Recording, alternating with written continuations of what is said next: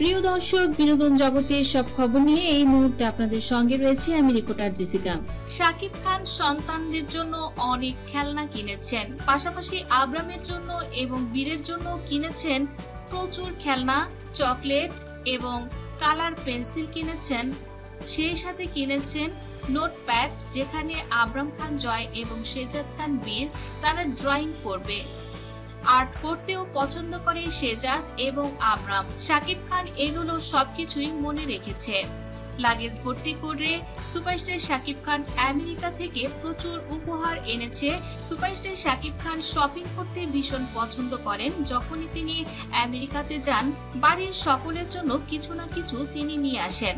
এমনকি বাড়ির কেয়ারটেকার, দারওয়ান এবং যারা বাড়িতে হোমমেড কাজ করেন, হোম মেকারদের জন্য তিনি কখনোই কোনো উপহার আনতে ভুলেন না। কারণ শাকিব খান বলেন, যখন উপহারের লাগেজের ব্যাগগুলো খোলা হয়, সবাই তখন বাড়ির ড্রয়িং রুমে এসে দাঁড়ায়। সবাই তখন দেখতে থাকে আমি কি কি এনেছি।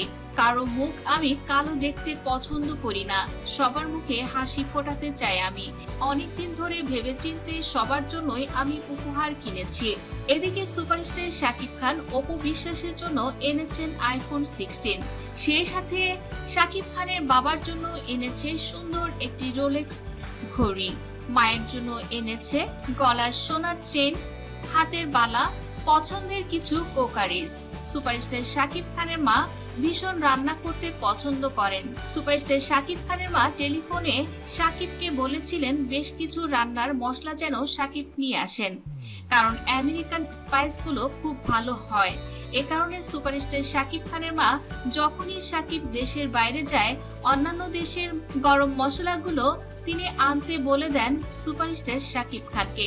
মায়ের পছন্দের এসব মশলা শাকিব খান সুপার শপে ঘুরে ঘুরে একটি একটি করে কিনে আনেন প্রতিবারই। এবারও এর ব্যতিক্রম হয়নি।